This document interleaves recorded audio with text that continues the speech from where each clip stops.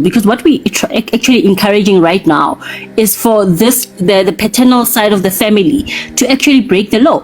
There is ways in which this child can return. And the truth of the matter is that she's Nigerian, guys. I just told you the Nigerian law about becoming a Nigerian citizen.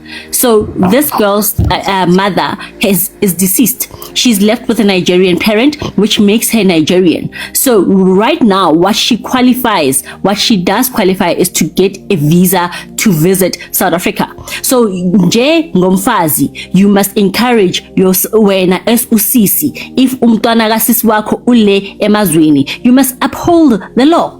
Nje ngomfazi, you must always encourage your sisters, your children, your girl kids to uphold the law. The law is currently saying this child is Nigerian. The reason why she's now running to social media, I'm very sure that the South African embassy has already told her this, that unfortunately it is not possible for you to return permanently in South Africa. This has nothing to do with you being a woman. This has everything to do with the rights for the child. The child is currently not abandoned. She is staying with the father's side of the family, which is her family. So I don't understand why we're wasting time and resources on this. There's been a verdict. The reason why she's on social media, the South African embassy was supposed to step in, but unfortunately she did not get the news that she was hoping to get. That is why she's running to social media. Now we're encouraging the family to go against the rules of South Africa, to go and fight to get what makes South Africans more entitled to this child than Nigerians?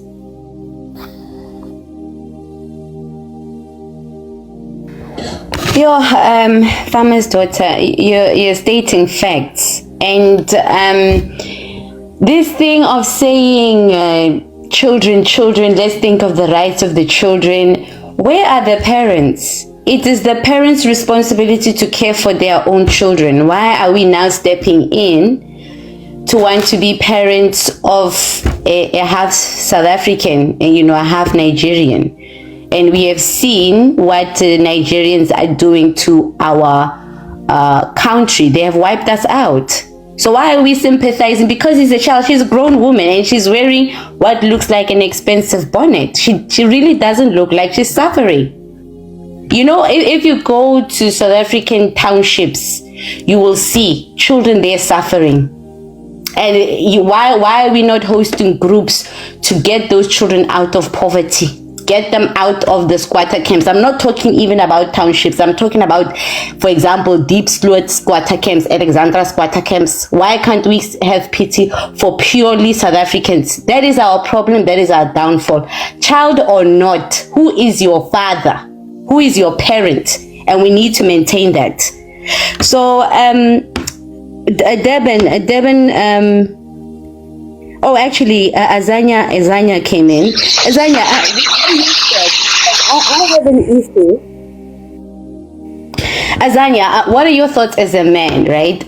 My issue is, why do we feel we have to sympathize for the child? First of all, she's a grown woman. Even if she was a child, why should we then now why should we sell ourselves for a child who is all the way in Nigeria, whose father is even against us? So what's your take on it? Do you think we should have sympathy for children of outsiders? Look, I think firstly, look, I understand the submissions by women. You understand, like about Deben, it comes from a point of inimba. And Murato was also saying she feels a little bit of compassion. You would have an argument if that girl was an orphan and there was no mother and the father, both of them had perished. But the father is alive and well, kicking. That man went and dumped that child in Nigeria because probably he felt like she was a burden to him. Left her there, came to South Africa, stayed in South Africa, married another woman, and is probably having more children. Our focus should not be on trying to conscientize South Africans, trying to appeal to our conscience as South Africans, trying to make us feel bad that, ingane. Our efforts should be on the father. Where is the man? In fact, it should be Nigerians who are trying to track that man down. That man needs to be found and he needs to be responsible for his father. That is our only responsibility as South Africans. It's not even our responsibility. But if we are asked to help at all as South Africans, our help should be to find the father and say, Wenja, we've got a child who is failing in Nigeria, we've got a child who is struggling in Nigeria. That is it. We can't be asked then to contribute money, get the child to come back. She's been safe in South Africa. She has a father who is in South Africa. We need to find him and he needs to go and look after his child. In fact, we need to, if anything, if South Africans can do anything, a quick toy, get the man, escort him on foot to the airport. He must buy a flight and fly to Nigeria and go look after his child. We can't be burdened emotionally as South Africans. We are told day in and day out, we are a nation of fatherless children. We are a nation of this. We are dragged and beaten down every single day. And yet this Nigerian man, who is the father of this child, biological father, alive and well in South Africa, is unbothered. He's sitting down, that man, making more children, unbothered. And yet our conscience should be shaken so that this child can come back and be safe in South Africa. It's his responsibility. It's the father's responsibility to make sure that Umdanak is safe. I was saying earlier on to Hosea that I'm a father. I would not even let my child go next door for a sleepover. I wouldn't, unless I'm sleeping on the floor next to my child's bed. I wouldn't let my child. How does a man then take their child to a completely different country, does not see them for years, without any conscience, and then all of a sudden when the child is crying, it should be South Africans who are asked to be responsible for that? It makes no sense.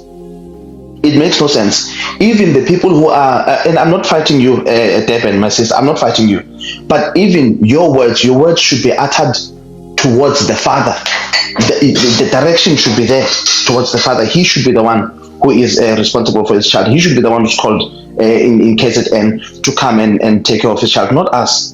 Not us South African men. We have got a lot of things that we need to deal with. No, 100% Azania. And I think a big question is, okay, fine, besides the disrespect, Nigerians have been disrespecting South African men. Now it's South African men having to raise their children. No, it's not fair. And I think South African men should actually put their foot down and say enough is enough and actually step in. Especially if South African men feel like the Jalofinas are letting them down. Now really start to enforce, because they are not just disrespecting South African women, they are also disrespecting you. So South African men, you have a responsibility. But can we just look at this side of the story? Where are the Nigerian family? The family in Nigeria. Where is the family in Nigeria? Why is her Nigerian community not taking care of her? Why do we think we South Africans are superior? We really have this superiority complex because we think we will treat her better than Nigerians. Why? Because we think we are better than Nigerians. That's our downfall. Because she has more family in Nigeria. She has aunties, uncles, grandmother, grandfather. Why now do we think we can do a better job at taking care of their child? Why can't we behave like the Nigerians? They are sidelining her because they don't see her as their own. Why should we? I don't know, guys. Let me know what you think of that. Let's now look at how the Nigerians are actually treating her and compare ourselves with them. I don't know, F. Dwella, you want to say something? Firstly, actually, Durban, what do you have to say about that? I need to wear Umfazi, and there are women here talking about, oh, as a mother, we should. Why would you want to do that? But aren't there mothers in Nigeria? Aren't there aunties in Nigeria that are related to her by blood, closer to her? What about them? What do you have to say about them? Stacey Devin. Wesisi, uyabona nje umntwana ume happy, asoze afuna usizo. Uyabo? Asoze afuna usizo kuze kufikelana ukuthi kube khona abantu aba-agwishayo and stuff. Umntwana o-happy akalifuna usizo. Umuntu uma ngabe engekho happy, maybe she's going through something, and uzalwe la siyi-motherland thina. Mina ngumuntu wrong engizokhuluma kule live kanje ngoba vele I am a bit emotional ngoba ngumuntu wesintu.